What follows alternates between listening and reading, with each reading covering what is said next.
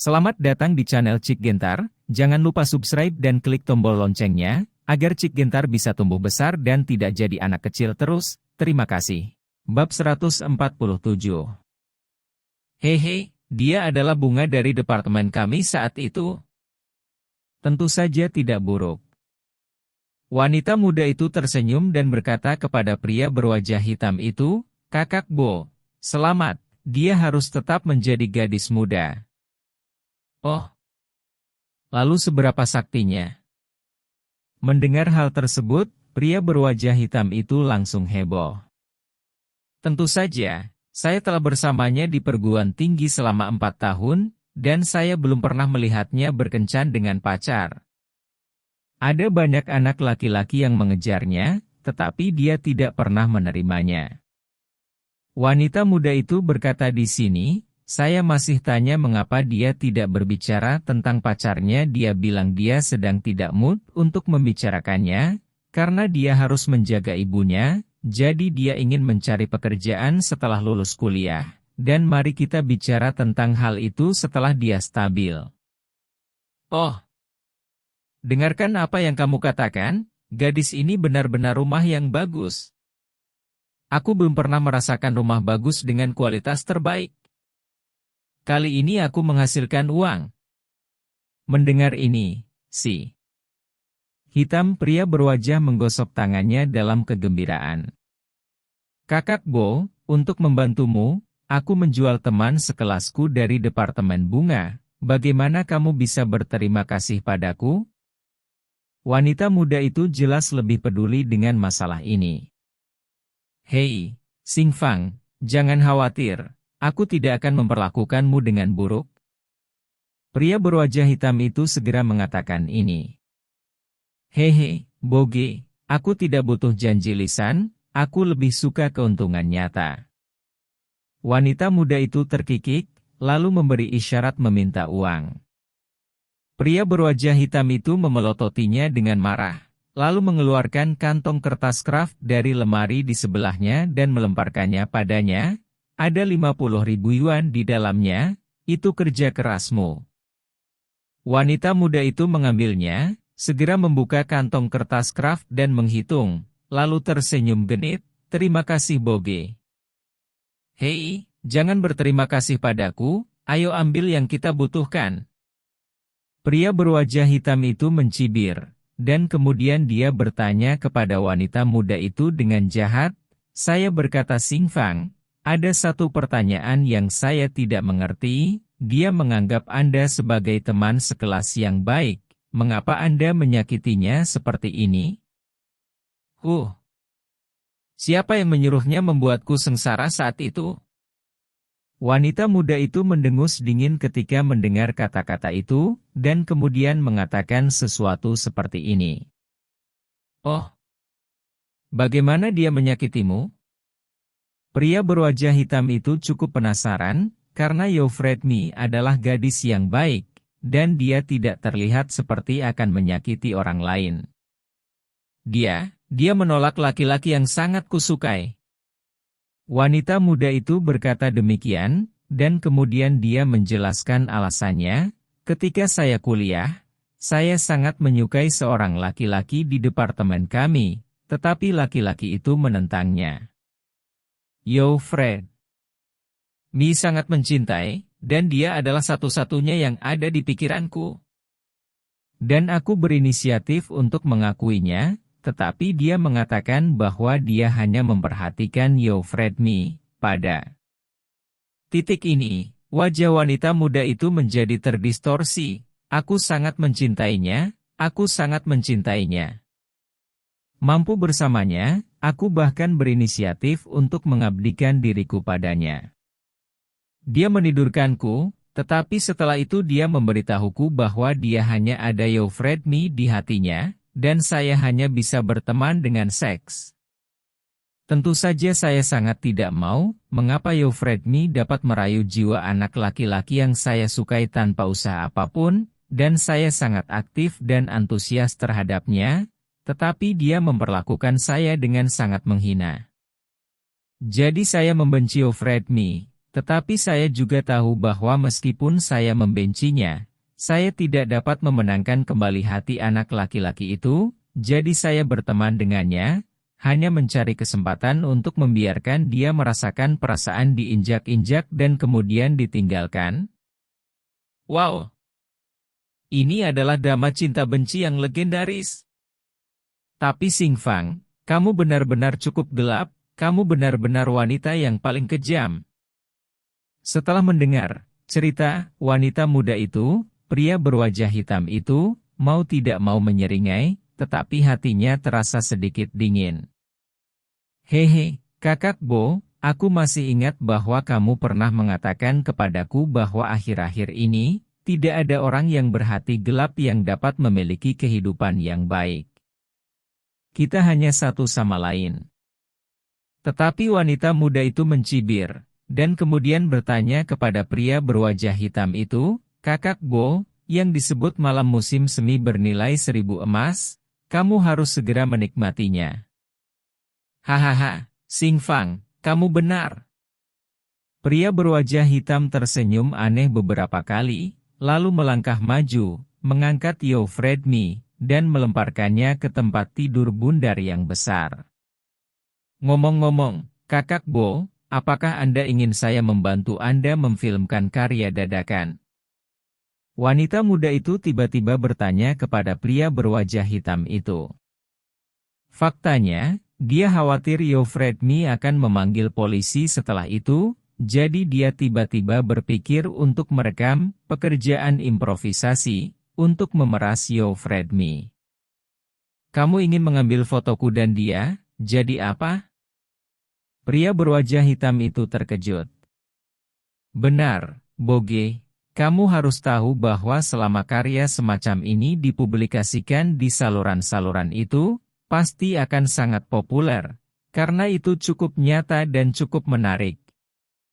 Wanita muda itu menyemangati pria berwajah hitam itu seperti ini. Oh, Xing Fang, menurutku cukup masuk akal untuk mendengar apa yang kamu katakan. Setelah mendengar lamaran itu, pria berwajah hitam itu memikirkannya dengan hati-hati, dan hatinya mulai bergerak. Tentu saja. Wanita muda itu melanjutkan, Kakak Bo, kamu memiliki sosok dan kungfu yang bagus. Jika kamu bisa membuat film sekecil itu dengan anak kecil yang cantik, itu akan menjadi keuntungan nyata. Hehe, Xing Fang, idemu sangat bagus. Pria berwajah hitam itu menjadi bersemangat, dan kemudian dia tertawa terbahak-bahak, kalau begitu aku akan menjadi aktor utama hari ini. Hehe. Kakak Bo, maka aku akan menjadi aktor utama begitu kamu menjadi seorang fotografer. Kamu harus bekerja keras.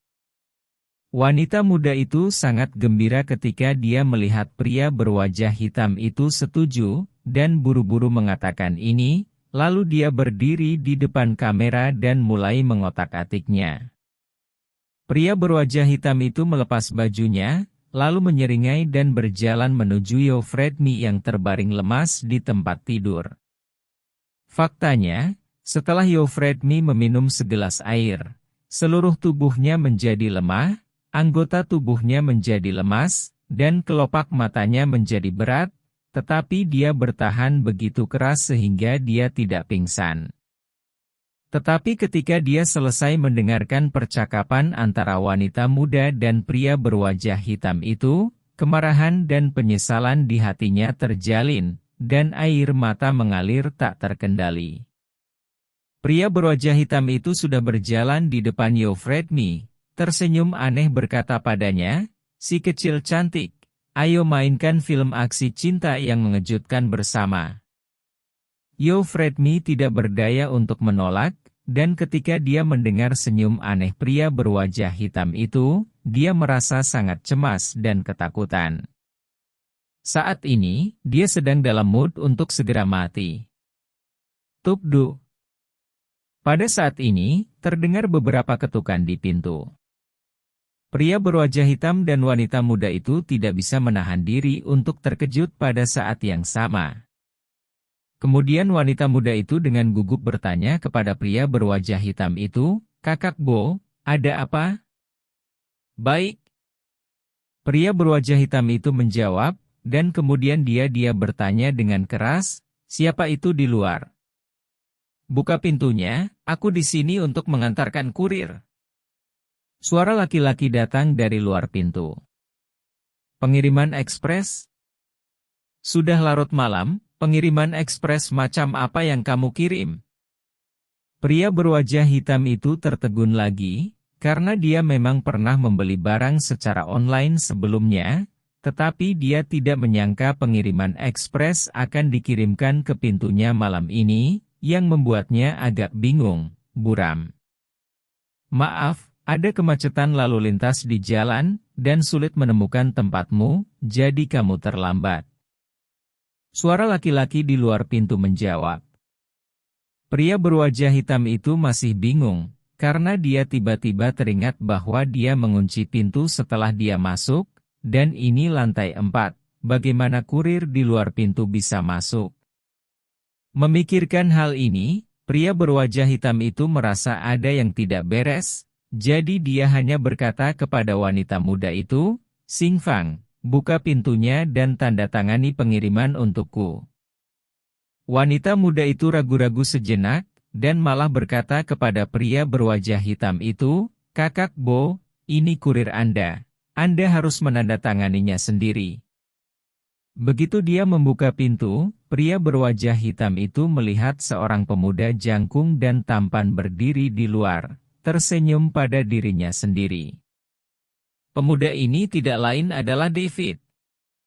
Setelah David meninggalkan restoran, Juyou, dia mengikuti pria berwajah hitam itu dan melihatnya membawa Yo Fredmi dan wanita muda itu keluar dari gedung pribadi. Meskipun pria berwajah hitam itu telah mengunci pintu, David tidak dapat diganggu sama sekali, dia melompat ke balkon di lantai 4 dan berjalan keluar dari apa yang disebut studio. Tapi David tidak langsung mendobrak pintu, tapi melalui pintu, dia menggunakan 5 putaran mata asli untuk melihat semua yang terjadi di studio. Ketika dia melihat bahwa Yo Fredmi akan dilukai oleh pria berwajah hitam itu, David akhirnya bergerak. "Kamu mengantarkan kurir. Bagaimana dengan kurirku?" Ketika pria berwajah hitam itu melihat David, dia merasa dia tidak terlalu baik benar. Saya langsung bertanya dengan suara dingin. Tapi David mengepalkan tinjunya dengan tangan kanannya, dan melambai di depan pria berwajah hitam itu, "Kirimanmu sudah sampai." Pria berwajah hitam itu tiba-tiba tahu ada yang tidak beres, dan segera meraung, mengayunkan tongkat baseball di tangannya. Dan melemparkannya ke kepala David. Namun, David mencibir, dan langsung mengepalkan tinjunya, menghadap ke tongkat bisbol yang jatuh. "Retak!" Dengan suara yang renyah, pria berwajah hitam itu merasakan kejutan di tangannya, hanya untuk menyadari bahwa tongkat baseball yang keras di tangannya telah dipatahkan oleh pukulan David. Dia langsung ketakutan tercengang, betapa mengerikan kekuatan pukulan ini. "Tom!" Sebelum pria berwajah hitam itu sadar kembali, kepalan tangan David berputar di udara, dan sebuah pukulan menghantam perutnya. Wow! Pria berwajah hitam itu lengah, dan dengan dengusan teredam, dia membungkuk seperti udang. David mencengkeram leher pria berwajah hitam itu, menyeretnya ke studio seperti anjing mati, melemparkannya ke lantai, lalu menutup pintu dengan punggung tangannya, dan berkata kepada wanita muda yang tercengang itu, "Selanjutnya giliranmu." Wanita muda itu terbangun dengan kaget dan membuka mulutnya ketakutan untuk berteriak. Tapi David sudah bergegas maju dengan langkahnya, mengulurkan tangannya dan mengejang. Tamparan! Sebelum wanita muda itu bisa menangis, dia terlempar terbalik oleh tamparan David, dan jatuh ke sisi pria berwajah hitam itu. David berjalan ke wanita muda itu, dan berkata padanya dengan dingin, "Aku tidak ingin memukul wanita, tapi aku tidak bisa menahannya untuk orang sepertimu." Wanita muda itu menutupi pipinya yang merah dan bengkak. Tanpa sadar berpikir dia ingin berteriak, tetapi ketika dia membuka mulutnya, dia menemukan bahwa dia tidak bisa mengeluarkan suara. Pria berwajah hitam itu juga berjuang untuk duduk saat ini, ingin berteriak keras, karena ada antek-anteknya di dekatnya. Bab 148. Jangan buang energimu, kamu tidak akan bisa memanggil. David berkata dengan suara dingin, karena dia berharap ada kaki tangan pria berwajah hitam di dekatnya, jadi ketika dia menembak, dia menggunakan metode khusus untuk menyegelnya titik akupunktur mereka. Mendengar apa yang dikatakan David, pria berwajah hitam dan wanita muda itu terkejut dan ketakutan, tetapi mereka tidak mau dan masih berjuang untuk bangun. David terlalu malas untuk berbicara omong kosong dengan mereka, jadi dia mencondongkan tubuh ke depan dan melemparkan 2 pukulan secara langsung. Kedua pukulan ini secara akurat mengenai pria berwajah hitam dan leher wanita muda itu. Selain itu, David mengendalikan kekuatan pukulannya, sehingga kekuatan yang dia keluarkan tidak terlalu kuat. Tetapi bagian yang dia pukul sangat lembut dan efektif. Pria berwajah hitam dan wanita muda itu tiba-tiba mengerang, tubuh mereka lemas, dan mereka pingsan. Setelah pingsan, David segera melangkah maju dan membantu Euphrate berdiri. "Fredmi, ini aku."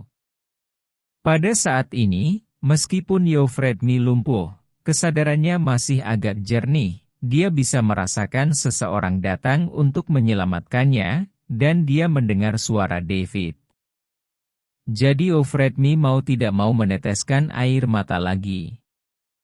"Ini adalah air mata kegembiraan? Fredmi, jangan menangis." David merasa tertekan saat melihat wajah Euphrate penuh dengan air mata, lalu mengulurkan tangan untuk menghapus air mata dari wajahnya, dan bertanya padanya, "Fredmi, ada apa denganmu?"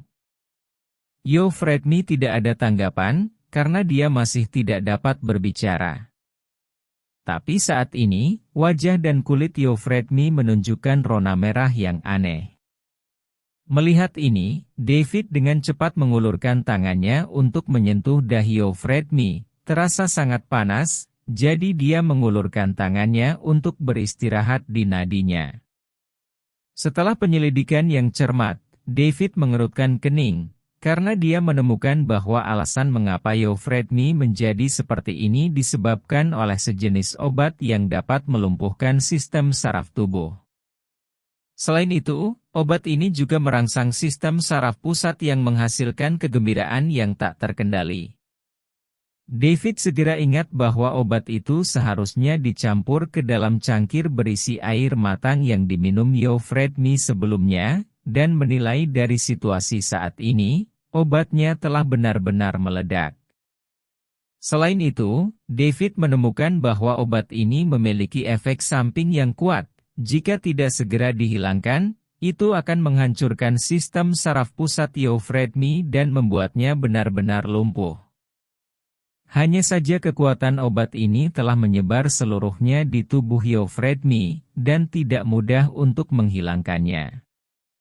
Jadi David buru-buru berkata dengan lembut kepada Euphrate, "Fredmi, sebaiknya aku membiarkanmu sembuh dulu." Setelah mengatakan ini, David mengambil Euphrate dan berjalan menuju kamar mandi. Setelah memasuki kamar mandi, David dengan cepat berbalik di keran dan mengisi bak mandi dengan air dingin. Kemudian David ragu-ragu sejenak, dan kemudian berkata kepada Euphrate, "Fredmi, saya ingin membantu Anda membuang obat di tubuh Anda, dan saya ingin berbuat salah kepada Anda. Saya harap Anda tidak tersinggung." Berendam di air dingin sedikit melegakan tubuh panas Euphrate. Dan David juga dengan cepat menghitung titik akupuntur Yusen, Dasui dan Mingmen di bantal giok di belakang Euphrate, lalu menekan punggungnya dan menggosok punggungnya dengan energi sejati. Setelah beberapa saat, air dingin di bak mandi berubah menjadi warna merah teh yang aneh, dan banyak gelembung muncul sedikit. Ini adalah hasil dari obat di tubuh Euphrate yang dihilangkan, dan rona merah di tubuh Euphrate berangsur-angsur memudar. Melihat ini, David mengulurkan tangannya untuk membantu Euphrate keluar dari bak mandi, lalu menempelkan telapak tangannya di lautan Ki. Engah! Euphrate akhirnya membuka mulutnya dan mengeluarkan genangan cairan berwarna merah teh. Fredmi, kamu seharusnya baik-baik saja, mari kita lihat apakah kamu dapat berbicara. Kata David kepada Euphrate. Wow! Mendengar kata-kata David, Euphrate membuka mulutnya dan menangis. Oh! Fredmi, kamu akhirnya sembuh. Melihat ini, David tahu bahwa masalahnya telah selesai. Euphrate yang telah pulih melemparkan dirinya ke pelukan David, menangis dan menampar dadanya, aku tidak baik. Aku sangat buruk. Kupikir aku akan mati, sampai jumpa lagi aku tidak bisa sampai jumpa lagi, Fredmi, ini salahku yang membuatmu dianiaya. David buru-buru memeluk Euphrate yang sedang menangis seperti bunga pir diguyur hujan, dan terus menghiburnya. Dia juga merasa tertekan. Kakak David, tahukah kamu? Jika kamu tidak muncul, aku benar-benar ingin mati. Hah? Euphrate sangat emosional, dia memeluk David dengan erat, merasa seperti sedang mimpi. Fredmi, tidak apa-apa sekarang. Denganku di sini, tidak ada yang akan mencoba menyakitimu. David menghibur Euphrate dan berkata padanya, Fredmi, jangan menangis, dua orang yang menyakitimu itu, sana mungkin ada pesta di sekitar sini. Euphrate kemudian ingat bahwa dia dan David masih berada di sarang serigala. Dia mencoba yang terbaik untuk mengendalikan emosinya, berhenti menangis, dan kemudian bertanya kepada David, Kakak David, haruskah kita memanggil polisi? Jangan panggil polisi dulu. Jika kamu memanggil polisi sekarang, mereka tidak akan dihukum berat. David berkata kepada Euphrate seperti ini. Tapi jika kita tidak memanggil polisi, apa yang harus kita lakukan? Euphrate bertanya lagi pada David. Fredmi, keduanya pasti bukan orang baik. Mereka hampir merusak reputasimu. Aku tidak ingin membiarkan mereka pergi begitu saja. Kata David kepada Euphrate. Ketika Euphrate mendengar ini, wajahnya menjadi pucat, terutama ketika dia melihat wanita muda itu pingsan di tanah. Dia merasa sangat sakit dan tidak nyaman di hatinya. Karena Euphrate telah mendengar suara, teman sekelas yang baik, teman sekelas yang baik, ini tidak hanya memikat dirinya untuk meminjam uang, tetapi juga menjebak dirinya sendiri di sarang serigala, hanya karena cemburu, dia ingin menghancurkan dirinya sendiri. Kakak David, bagaimana kamu akan berurusan dengan mereka? Mungkinkah kamu ingin memberikannya? Euphrate bertanya pada David dengan hati-hati. Dia juga khawatir David akan kejam dan membunuh mereka berdua, itu akan menjadi pembunuhan.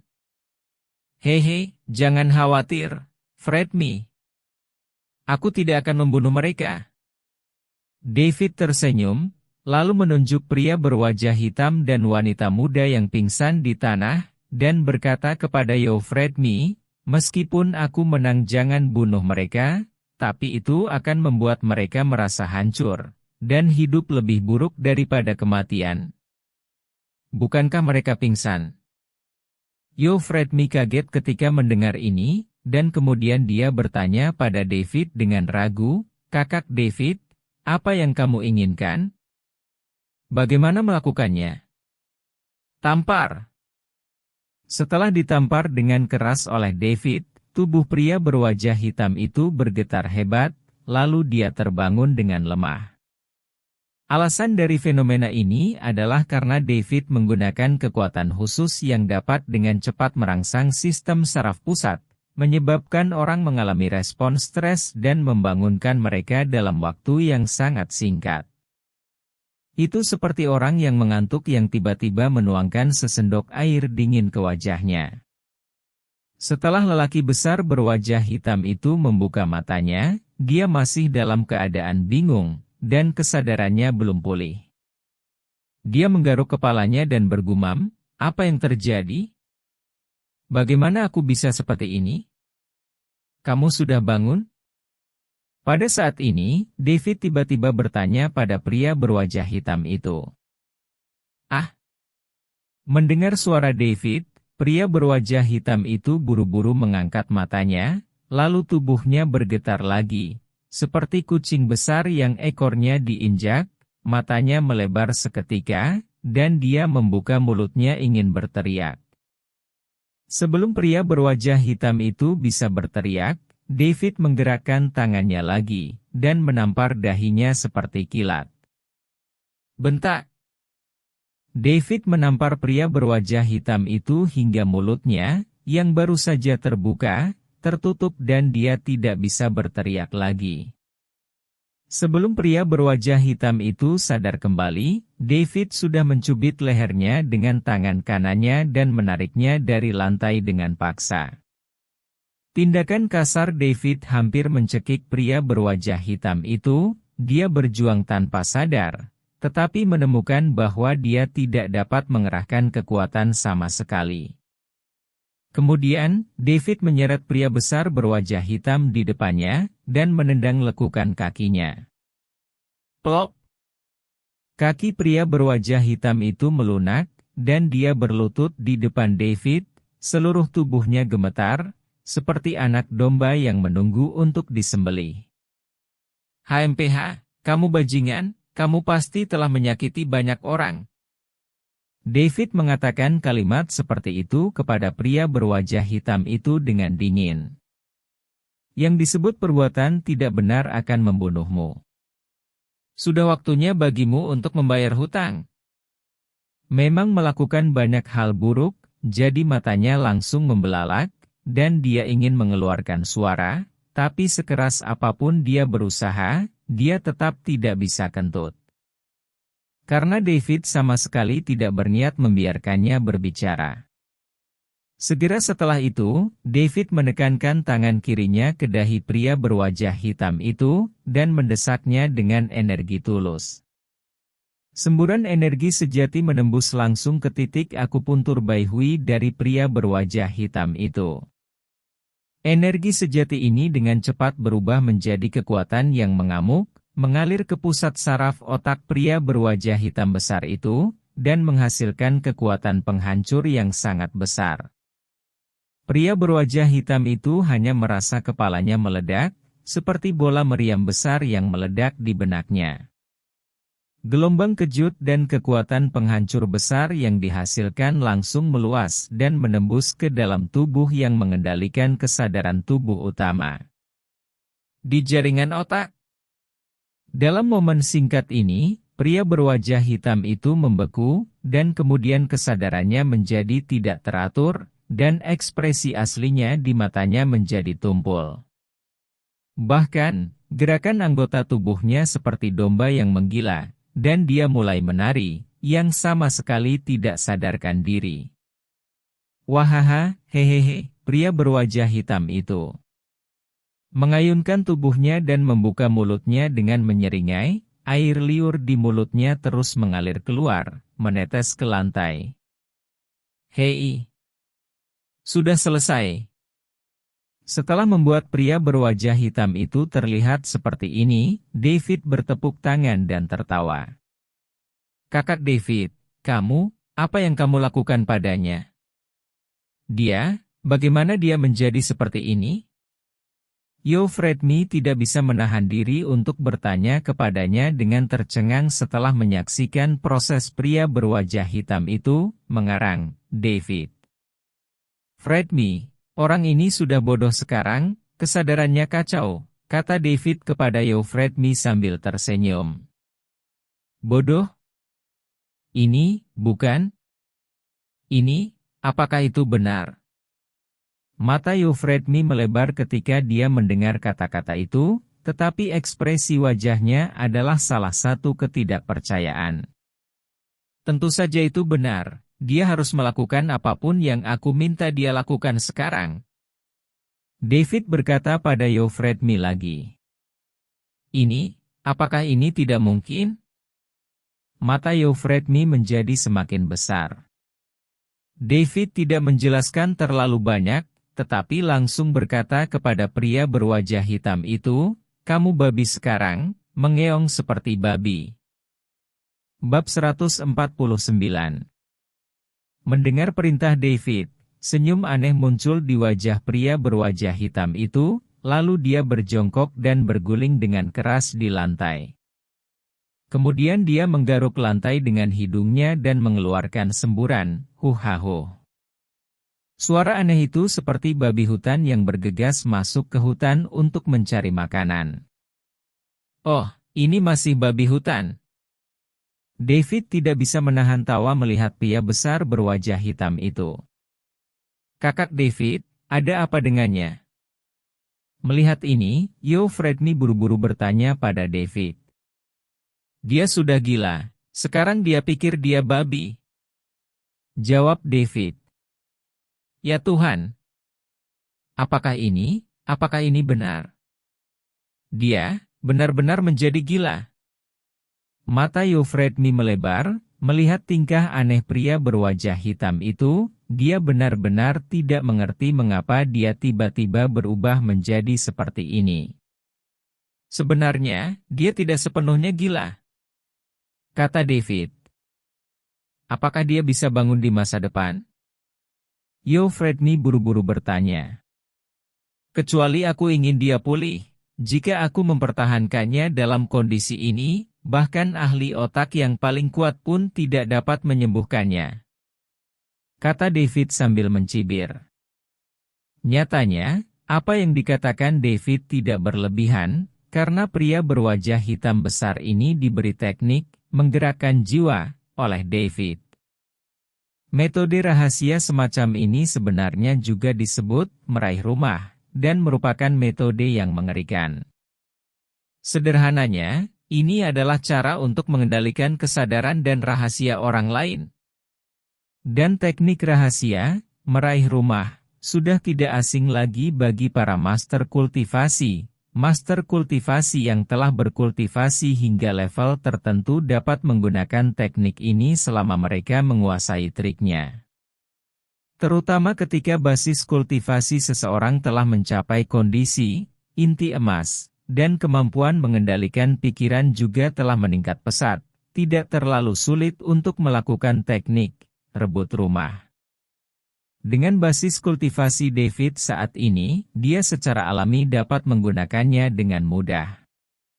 Faktanya, jika menyangkut teknik menyerap roh ini, dibandingkan dengan tangan hitam David sebelumnya melawan Fatih Syabiao dan Si Tianxiang, ada banyak kesamaan pada prinsipnya, tetapi efeknya jauh lebih menakutkan. Karena teknik penyimpanan jiwa ini tidak hanya dapat membuat orang jatuh ke dalam keadaan gila, tetapi juga dapat menyerap ingatan orang dan menemukan rahasia terdalam yang disembunyikan oleh seseorang. Teknik penyimpanan jiwa-jiwa ini berasal dari Kitab Suci Taiyan. David ini adalah pertama kalinya dia menggunakannya seperti ini setelah dia menguasai metode yang menakutkan ini. Karena orang yang terkena teknik penghancur jiwa akan mengalami gejala sisa yang serius bahkan jika mereka pulih. Tidak peduli seberapa buruk hasilnya adalah menjadi idiot selamanya, dan bahkan menjadi gila, dan mati secara tragis dalam kegilaan. Hanya saja, karena teknik Pencurian jiwa, ini terlalu mendominasi dan berbahaya bagi kedamaian surga. Itu menjadi teknik yang tabu, jika bukan karena orang-orang yang hiruk-pikuk dan ganas, tidak ada yang bisa menggunakan teknik ini sembarangan. Pria berwajah hitam ini, untuk mendapatkan You Freed Me, sebenarnya menggunakan cara keji untuk memaksanya tunduk. Orang seperti itu benar-benar berhati gelap, dan dia pasti orang yang sangat korup yang akan melakukan hal seperti itu. Itu dia mengapa David menggunakan mantra ini padanya. Lalu, jika dia tidak bisa bangun di masa depan, apa yang harus dia lakukan dalam hidup? Lagi pula, You Freed Me adalah seorang gadis, dan ketika dia melihat penampilan gila dari pria berwajah hitam itu, simpatinya meluap lagi. Orang ini telah melakukan banyak hal buruk. Menjadi gila adalah akhir yang terbaik. Aku benar-benar ingin membunuhnya, kata David dengan dingin. Karena setelah menggunakan teknik pencurian jiwa pada pria berwajah hitam, David juga menelan ingatannya, hanya untuk mengetahui bahwa pria ini adalah penjahat gila. Pertama-tama, pria berwajah hitam ini menyamar sebagai perusahaan keuangan yang sebenarnya adalah model pinjaman pribadi. Selain itu, perusahaan keuangan ini terutama menargetkan wanita untuk mendapatkan pinjaman, tetapi tidak menginginkan yang jelek atau yang berusia di atas 26 tahun, semakin tinggi kecantikan dan semakin baik sosok seorang gadis, semakin besar kuota dan diskon yang akan dia dapatkan. Pinjaman pribadi semacam ini terdengar sangat menarik.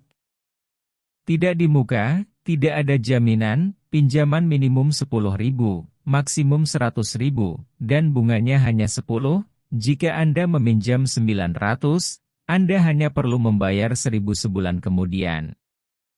Selain itu, amplop merah dan potongan harga mulai dari 50.150 yuan juga akan diberikan. Dan saat meminjam uang, orang-orang di perusahaan keuangan ini akan bersumpah bahwa foto artistik yang diambil oleh gadis-gadis itu akan dirahasiakan sepenuhnya, hanya untuk dijadikan jaminan.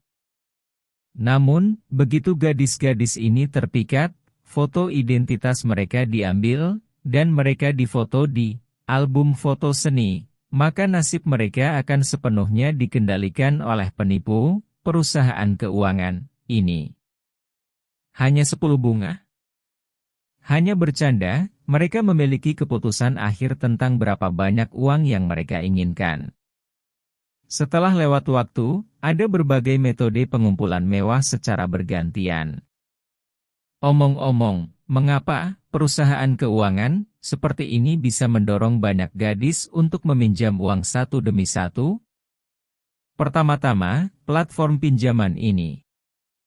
Untuk memikat target agar mengambil umpan, suku bunga yang tampaknya sangat rendah dan ambang batas yang sangat rendah akan diberikan, seperti 1/1000 per hari dan 10 per bulan. Namun, metode perhitungan khusus ini cukup rumit. Untuk pinjaman normal, bunga dihitung berdasarkan pokok, tetapi di tangan pemberi pinjaman ini, dihitung menurut metode bunga bergulir, di mana pokok ditumpangkan pada bunga yang dihasilkan setiap hari. Pinjaman normal 100.000 dengan bunga 1/1000 per hari, berarti bunga tambahan 100 yuan per hari, yaitu 15.000 dalam 5 bulan. Namun menurut metode bunga bergulir, bunga yang harus Anda bayar setelah 5 bulan adalah 116.175. Selain itu, mereka juga akan membebankan uang tambahan dengan berbagai nama, seperti biaya layanan, biaya perantara, biaya review materi, biaya keterlambatan. Singkatnya, hanya ada satu tujuan, yaitu membuat Anda sama sekali tidak dapat membayar kembali uang tersebut. Selanjutnya, nasib Anda akan dikontrol dengan kuat oleh mereka. Misalnya, pelecehan verbal seperti memanggilmu sampai mati, melalui ponsel. Hinaan dan ancaman adalah yang paling mendasar, dan ada juga metode teroris seperti berdarah, pemakaman, dan kekuatan jahat untuk mengumpulkan uang. Tentu saja, hal yang paling menakutkan bagi para gadis adalah video pribadi mereka diposting di internet dan diedarkan dalam jumlah besar, sehingga mereka mungkin tidak akan pernah bisa mengangkat kepala lagi selama sisa hidup mereka. Di bawah tekanan yang luar biasa, beberapa gadis telah menemui jalan buntu. Orang tua mereka bekerja keras untuk membesarkan anak-anak mereka, tetapi pada akhirnya, orang berambut abu-abu memberi orang berambut hitam. Dan lebih banyak gadis jatuh ke dalam jurang.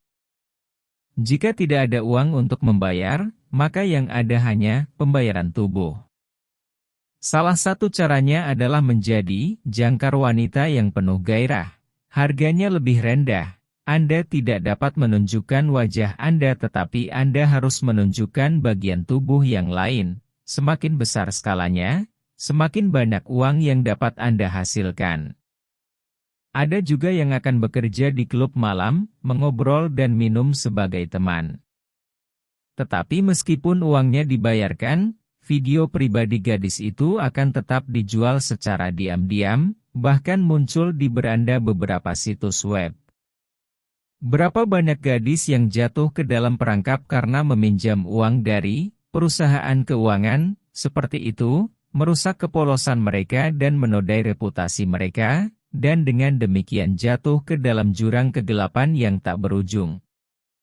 Pria berwajah hitam ini adalah penanggung jawabnya dari perusahaan keuangan ini. Dengan metode serupa, dia telah memaksa puluhan gadis untuk tunduk. Dapat dikatakan bahwa dia adalah pelaku gila dan berulang kali, dan dia memiliki banyak catatan pelanggaran yang keji.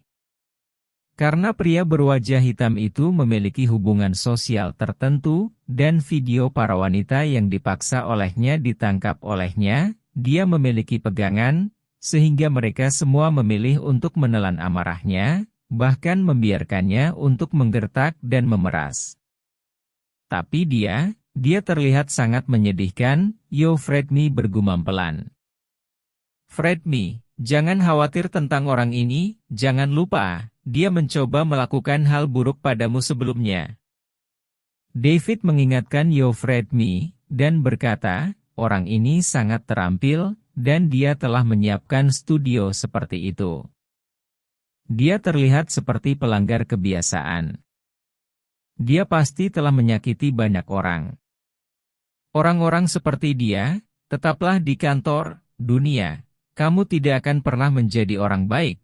Kamu hanya akan menyakiti lebih banyak orang yang tidak bersalah. Jadi apa yang saya lakukan sebenarnya adalah melakukan keadilan untuk surga. Baiklah kalau begitu. Yo Fredmi tersipu, dan kemudian saya tidak lagi terlibat dengan David di masalah ini, jadi saya bertanya kepadanya, lalu apa yang harus saya lakukan dengan teman sekelas wanita saya? Siapa teman sekelas wanitamu? Ini? Mengapa kamu ingin menyakitimu seperti ini? Namanya Zhao Xingfang, dan dia adalah teman kuliahku. Sebenarnya, aku memiliki hubungan yang sangat normal dengannya, karena dia sia-sia, dan dia cukup pamer di sekolah. Lagi pula, aku bukanlah orang yang sama seperti dia. Yo Fredmi berkata di sini, wajahnya memerah. Hanya saja aku tidak menyangka dia akan berpikir bahwa aku mencuri pacarnya. Itu sebabnya dia sangat membenciku, dan bahkan berencana menjebakku. Dia terlalu cemburu, dan hatinya sangat kejam, jadi mereka yang bertanggung jawab harus dihukum berat. David mungkin tahu mengapa Zhao Xingfang menjebak Yo Fredmi seperti ini, jadi dia hanya mengatakan ini. Kakak David. Kamu, apa yang akan kamu lakukan dengannya? Tidakkah kamu ingin membuatnya gila juga? Menurutku ini tidak baik, Yo Fredmi bertanya pada David dengan gugup setelah mendengar ini. Karena dia baik hati, dia tidak ingin melihat Zhao Xingfang menjadi orang gila juga. Jangan khawatir, aku tidak akan membuatnya gila. Hanya saja aku ingin dia dan pria ini jatuh ke dalam perangkap, kata David. Menyerahkan diri? Maksudmu, biarkan mereka menyerah. Yo Fredmi buru-buru bertanya dengan rasa ingin tahu. Hampir sama, tapi akan lebih seru. Seringai muncul di wajah David, dan dia berkata kepada Yo Fredmi, Fredmi, tonton saja, pertunjukan akan segera dimulai. Setelah mengatakan ini, David masuk ke ruangan kecil, menggunakan 5 putaran mata asli, dan dengan cepat menemukan ramuan yang melukai Yo Fredmi. Dan masih ada separuh ramuan di dalam botol ini. Jadi David mengambil setengah botol obat di tangannya, lalu kembali, menuangkan setengah botol obat ke mulut Zhao Xingfang yang pingsan, dan mencubit tenggorokannya untuk membuatnya menelan. Setelah menyelesaikan ini, David menunjuk ke Zhao Xingfang, dan memerintahkan pria berwajah hitam itu, aku memerintahkanmu, singkirkan dia.